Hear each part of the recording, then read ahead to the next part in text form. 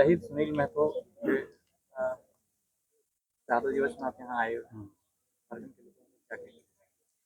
देखिए, झारखंड के साथ आज से नहीं, आज सदियों से इसके साथ एक षड्यंत्र रचा जा रहा है। इनके जो आंदोलनकारी होते हैं, जो इनके माय माटी से लड़ते हैं, इनके जल जंगल जमीन की रक्षा के लिए लड़ते हैं, उनके साथ शुरू से षड्यंत्र किया जा रहा है। चाहे बिरसा मुंडा की काल हो, चाहे तिलका मांझी काल हो, चाहे निर्मल दा का कार्यकाल हो, चाहे सुनील दा का कार्यकाल हो, चाहे शक्ति दा का कार्यकाल हो, सभी में एक तरह षड्यंत्र, एक साजिश के तहत इनको रास्ते से हटा दिया जाता है। क्योंकि ये जल जंगल जमीन को बचाने की बात करते हैं। जल जंगल जमीन क्यों? क्योंकि देखिए, झारखंड जो है खनिज संपदा वाला राज्य है। ये एक रूर प्रदेश है, प्लेटू भूमि है। इसके अंदर बहुत सारे खनिज हैं और खनिज का पे जो नज़र है वो नेशनल नहीं, इंटरनेशनल लोगों को भी इस पर नज़र है। जिस कारण से यहाँ षड्यंत्र के तहत इन लोगों जो आवाज़ उठाते हैं उनको हटा दिया जाता है। तो ये बहुत ही गलत है। ये राजनीतिक षड्यंत्र भी होती है और सामाजिक षड्यंत्र भी होती है और व्यक्तिगत षड्यंत्र भी होती है। तो इन चीज़ों से हमें बचना चाहिए और लोगों को भी समझना चाहिए कि इन चीज़ों से किस तरह से बचा जाए और अपने क्रोधा को बचा जाए और उनको समझना चाहिए, उनकी भावनाओं को समझना चाहिए कि किस तरह के वो लोग को झारखंड को बचाने की बात करते हैं। आज सुनील दा का शहादत दिवस है। आज 17 साल हो गए हैं, उनको षड्यंत्र के तहत हटा दिया गया रास्ते से। क्यों? क्योंकि वो जल जंगल जमीन को बचाने की बात करते थे। और उनकी देखिए, इतना राजनीतिक षड्यंत्र होता है कि 17 साल बीत जाने के बाद आज तक पता नहीं चल पाया कि उनकी हत्या किस कारणों से हुई, किन्होंने की, कैसे किया गया, किस कारण से किया गया, आज तक पता नहीं चल पाया। ये बहुत ही दुर्भाग्य का विषय है। इस प्रकार से हो जाना ये साजिश नहीं माना जा सकता है। साजिश ही तो है, साजिश ही है, षड्यंत्र ही है। एक नॉर्मल व्यक्ति की हत्या होती है तो पुलिस उसे 3 दिन में, 4 दिन में जो होता है उसे गिरफ्तार कर लेती है। एक सांसद की हत्या होती है, जो पूरा भारत के इतिहास में एक सांसद की हत्या होती है और आज तक उसको जांच का जो प्रक्रिया है आज तक पूरी नहीं हो पाती, उसका रिपोर्ट सामने नहीं आ पाता है। जिसने हत्या की उनको आज तक गिरफ्तार नहीं किया जाता है, उसको सजा नहीं दी जाती है। तो ये क्या चाहते हैं, किस प्रकार से जांच होना चाहिए? देखिए, सीबीआई का तो जांच, जहां तक हमें पता चला है कि सीबीआई की जांच हुई, उसको शिथिल कर दिया गया। क्योंकि इसमें हमको लगता है कि बड़े-बड़े राजनीतिक जो मगरमच्छ है वो फँसने की उम्मीद थी, तो उसको शिथिल कर दिया गया है। तो हम आशा करते हैं राज्य सरकार से भी और केंद्र सरकार से भी कि इसको एनआईए को सौंपा जाए, नेशनल इन्वेस्टिगेशन एजेंसी को सौंपा जाए और इसका जल्द से जल्द जो भी इसका दोषी हो उसको कड़ी से कड़ी सजा दी जाए, ये हम मांग करते हैं। लगातार सड़क से सदन तक लगातार आप लोग आवाज उठाते रहे हैं। इस बार आप लोग लोकसभा में भी अपना प्रत्याशी दे रहे हैं। अगर जीत कर आते हैं तो आप लोग क्या करेंगे? देखिए, बेशक हम लोगों ने सुनील दा का हत्या हो या किसी भी आंदोलनकारी की हत्या हो, हम लोगों ने अपने मंचों से हमेशा आवाज़ उठाया है कि उनको न्याय मिले, किस कारण से हत्या हुई थी उसकी जाँच हो, उसके परिवार को जो सुविधाएँ मिले उस सुविधाएँ मिलनी चाहिए। ये और दूसरी बात, अगर हमारे सांसद या विधायक और कोई भी अगर चुन के जाते हैं तो इन आवाज़ों को विधानसभा का स्तर का हो या लोकसभा स्तर का, वहाँ अपने आवाज़ को बुलंद तरीके से रखने का प्रयास करेंगे। झारखंड के कितने लोगों को शहादत और देनी पड़ेगी अधिकार लेने के लिए? झारखंड को बोल रहे हैं ना, शहादतों का ही भूमि है। इसका कण-कण में जहाँ हम लोग खड़े हैं, एक तरह से झारखंड को बोल सकते हैं कि मरघट है। मरघट हम इसलिए बोल रहे हैं कि झारखंड को अलग करने के लिए केवल बोला जाता है। एक डाटा क्यों होता है? एक किताब के लिए वी वीरत्तम जी की एक किताब है, उसमें लिखा हुआ है कि 88,000 लोगों को कुर्बानी दी गई थी। पर वो तो आंकड़े हैं, जो गिने गए, अनगिनत लोग मारे गए, जिनकी जो केस डायरी में चढ़े, उनका ये आंकड़ा है। जो केस डायरी में जो नहीं चढ़ा, वो तो उसमें लाखों की संख्या में हो सकती है। इसलिए ये नहीं कह सकते कि कितना है।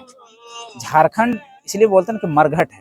यहाँ और कितना शहादत देना पड़ेगा कह नहीं सकते। जो परिवार वालों के लिए न्याय नहीं हो पा रहा है, इस पर आप क्या कहेंगे? देखिए, ये अभी राज्य सरकार की बात है, हमारे हाथों में तो अभी पावर नहीं है, लेकिन हम लोग के हाथों में अगर पावर आती है तो हम लोग तो परिवार वालों के लिए कुछ करेंगे। लेकिन अभी तत्कालिक कारणों में हम कहते हैं केंद्र सरकार हो, राज्य सरकार हो, क्योंकि सांसद थे वो और सांसद होते हुए मारे गए, तो उनकी सुविधाएं जो हुए वो मिलनी चाहिए।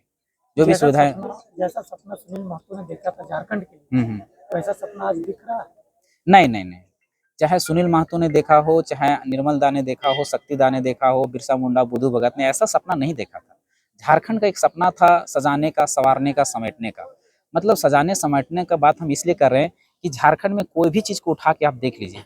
सबसे पहले बात, अगर किसी चीज़ की ज़रूरत पड़ती है, आदमी जन्म लेता है तो सबसे पहले ज़रूरत पड़ती है रोटी की। आज रोज़गार, रोटी यानी रोज़गार। रोज़गार की बात करें तो झारखंड कितना पलायन का दंश झेल रहा है आप लोग को पता है।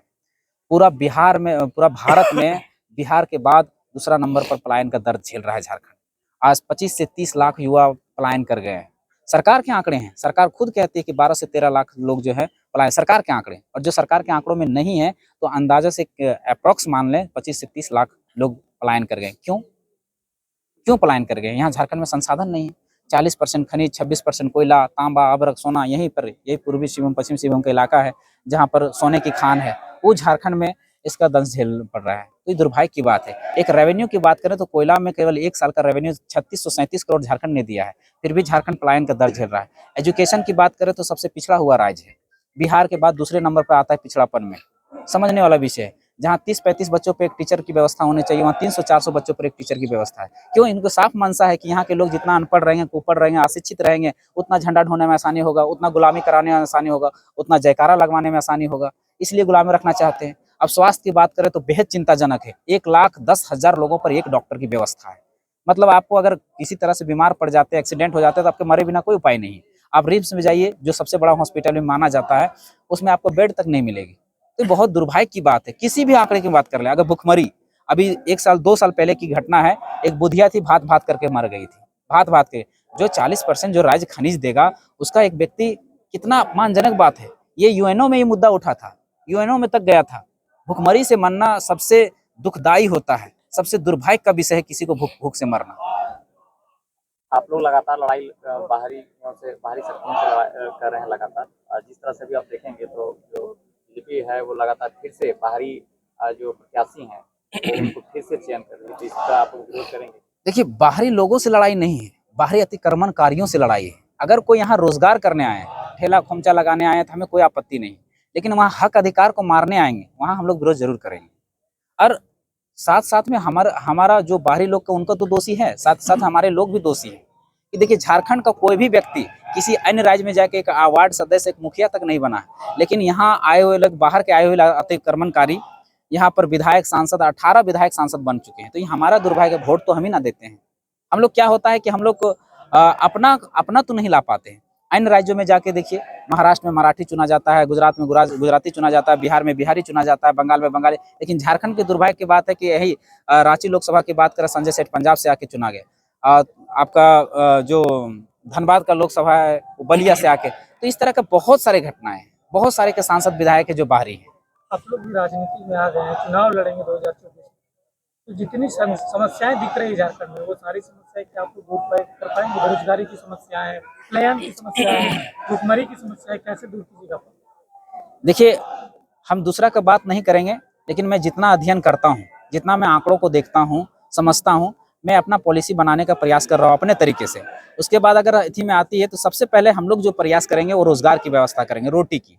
और रोटी की व्यवस्था करते हैं, कैसे करेंगे उसके हम बता देते हैं। थोड़ा सा मेरा खाका जो है उसको बता देते हैं। देखिए, झारखंड में 5.5 लाख नौकरियां हैं, ठीक है, 5.5 लाख नौकरियां, जिसमें 3.5 लाख पोस्ट खाली। उसका कारण क्या है कि यहाँ स्थानीय नीति नहीं है, नियोजन नीति नहीं है। स्थानीय नीति, नियोजन नीति नहीं रहने के कारण क्या हो रहा है, सारी नौकरियां जो है वो फंस जा रही हैं, वो पास ने।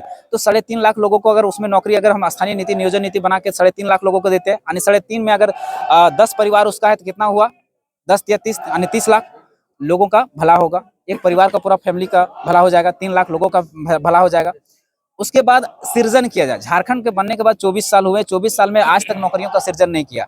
बीडीओ ऑफिस बन गए, अनुमंडल बन गए, लेकिन वहां पर सब प्रभार में चल रही है। तो उसको सृजन किया तो कम से कम 8 से 9 लाख सरकारी नौकरियां होंगी अगर सृजन किया जाए। तो कितना हुआ? 5 से 6 लाख लड़का, यानी बेरोजगार लड़कों को, जो पीजी किए हुए, जो पीएचडी किए हुए, उनको नौकरी हम देख सकते हैं। उसके बाद बचती है प्राइवेट कंपनियां। हमारे पास में 28,000 जो कंपनियां हैं, लिस्टेड कंपनियां हैं। लिस्टेड की बात करते हैं, अनलिस्टेड की हम बात ही नहीं कर रहे हैं। अगर 10,000 एम्प्लॉय भी मान लें, अगर उसको 75% यहाँ के लोगों के लिए रिजर्व कर दिया, 75% नौकरियां दे, तो कितना रोजगार क्रिएट होगा?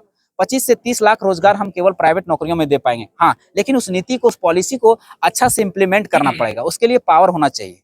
तो रोजगार क्रिएट हो जाएगा, रोजगार आएगा, रोटी आएगा, रोटी आएगा तो अपने आप एजुकेशन सिस्टम सुधरेगा। उसके बाद हम एजुकेशन की बात करें, तो एजुकेशन में हम सबसे पहले शिक्षा को बहाल करेंगे। देखिए, आज बिल्डिंग बना दिया गया, बड़ा बड़ा स्कूल बना दिया गया, लेकिन उसमें मास्टर की व्यवस्था ही नहीं। अब मास्टर की व्यवस्था ही नहीं तो लड़का पढ़ेगा कैसे? तो इसलिए सबसे पहले जो शिक्षकों की नियुक्ति की जानी चाहिए, जितना रिक्वायरमेंट है, जो राष्ट्रीय शिक्षा नीति कहती है 30-35 बच्चों पे एक टीचर की व्यवस्था होनी चाहिए, उतना हम लोग व्यवस्था करने का प्रयास करेंगे। और हम लोग कुछ नहीं करेंगे, हम 3 चीजों पे काम करेंगे: एजुकेशन, स्वास्थ्य और रोजगार। इसके अलावा हम लोग कोई काम नहीं करें, लोग, जनता अपने आप सब कर लेगी। बस यही 3 काम है। आप सुनील महतो के हत्या जहाँ हुई थी वहाँ पे पहुँचे हैं, तो क्या कुछ कहना चाहेंगे उनके बारे में? सभी को मेरा जोहार। देखिए, आज इनका हत्या होके 17 साल हो गए, लेकिन फिर भी अभी तक कोई इनका क्या किया है, इनका हत्या कैसे हुआ। और अभी तो आके देखिए कि ग्राउंड भी इतना छोटा है और यहाँ तो ऐसा कोई पॉसिबल ही नहीं कि कोई आएगा और आके मार के चले जाएगा। ये तो बहुत बड़ा साजिश है। जब हम लोग यहाँ आए तो देख के सबसे पहले चौंक गए कि इतना छोटा सा ग्राउंड में यहाँ आसपास में घर है, तो फिर यहाँ कैसे हत्या हो सकता है, वो भी एक सांसद का। ये बहुत सोचने वाली बात है, ये साजिश है। और जो बोला जा रहा था कि सीबीआई जांच हुआ है, अगर सीबीआई जांच हुआ है तो सामने रिपोर्ट क्यों नहीं आया? और क्या सीबीआई बोला जाता सीबीआई जांच में कुछ छुपता नहीं, तो फिर ये छुपाया क्यों गया? जैसे कि मोती महतो बोले, जैसे मतलब कोई अगर इसमें बहुत बड़ा साजिश है और एनआईए का इसमें जांच होना चाहिए और ये बहुत जरूरी है होना, अगर क्योंकि इसमें हर चीज झारखंडियों का आवाज को दबाया जा रहा है। जो इन लोग का सपना है, जो जिस विचार को लेकर के, जो सपना लेकर के एक झारखंड को, नया झारखंड बनाने का विचार था इन लोग का, तो वो सब छुपता जा रहा है और वो एक तरफ से बनने नहीं देना है उस टाइप से। और यहाँ के लोगों को मूर्ख ही रखना है और पीछे पीछे झंडा ढोवाना है, और इसीलिए जो आगे बढ़ रहा उसको मार दिया जा रहा है। आप लोग भी नए विचार को लेकर चल रहे हैं, उन्हीं के विचारों पर चल रहे हैं, नया झारखंड बनाने की ओर चल रहे हैं। हो सकता है आप लोग को भी कोई टारगेट कर सकता है। हाँ, ये हो सकता है बिल्कुल, क्योंकि ऐसा तो हो भी रहा है। मतलब पूरा क्लियर तो नहीं बता सकते, लेकिन ऐसा महसूस होता है, हो रहा है। ये हो भी सकता है, लेकिन हम लोग पीछे नहीं हटेंगे, फिर भी हम लोग नहीं डरेंगे। जो झारखंड का सपना वो पूरा करेंगे। जैसे शिक्षा को लेकर के बात की, शिक्षा में भी कितना कमजोर है। जैसे मान लीजिए स्कूल में तो पढ़ाई होता नहीं है, टीचर है नहीं, जितना टीचर देना चाहिए टीचर है नहीं। और ऊपर से जो मिडिल क्लास फैमिली के हैं, हम लोग मिडिल क्लास है, गरीब परिवार है, हम लोग एक अच्छा स्कूल में पढ़ा भी नहीं सकते बच्चों को, हमारे माता पिता, कोई प्राइवेट स्कूल में। क्योंकि प्राइवेट स्कूल में पैसा रहेगा तब तो पढ़ाएंगे, पैसा ही नहीं रहता। अगर मान लीजिए कि गवर्नमेंट तरफ से, सरकार से 100 दिन का रोजगार दे रहा, रोजगार भी ऐसा दिया जा रहा है जो कि मनरेगा का 100 दिन का रोजगार, मिट्टी खोदने वाला, और लगभग 250 रुपये पैसा दिया जा रहा है उसमें। और वो 250 रुपये पैसा में भी क्या हो रहा है, मिट्टी खोद के आदमी का 100 दिन रोजगार करके कमर टूटेगा कि नहीं टूटेगा बताइए? कमर टूटेगा, फिर वो जाएगा सरकारी अस्पताल, सरकारी अस्पताल में उसका इलाज नहीं, फिर जाएगा वो प्राइवेट हॉस्पिटल। फिर जितना पैसा बचा रहेगा वो पैसा हॉस्पिटल में देगा, किस पैसा से अपना परिवार चलाएगा और किस पैसा में बच्चा आगे बढ़ेगा। मतलब हर तरह से हम लोग को अशिक्षित रखना है। एक तो स्कूल में पढ़ाई नहीं होना है, टीचर नहीं देना है, ऊपर से मतलब ऐसे 100 दिन का रोजगार देना है जो पैसा आपका ऐसे ही खत्म हो जाए, आप अपना बच्चा को पढ़ा नहीं सके। और हॉस्पिटल में भी जो सरकारी अस्पताल है उसमें डॉक्टर का कमी है। और दूसरा बात है, जैसे कि हम एक महिला होने के नाते महिलाओं के लिए बात कर रही हूँ, जो कोई गर्भवती महिला होती है, ज्यादातर इसलिए मर जाती है बच्चा को जन्म देने के समय, क्योंकि सरकारी अस्पताल जाती है और सरकारी अस्पताल में सुविधा नहीं है। सुनील महतो को न्याय दिलाने के लिए आप लोग किस प्रकार से खड़े उतरेंगे और क्या कीजिएगा? सरकार से क्या मांग करेंगे न्याय दिलाने के लिए? वो तो मोती महतो बोल ही दिए, मोतीलाल महतो, की किस प्रकार से किया जाएगा। फिर आप एक ही सवाल को 2-3 बार पूछ रहे हैं।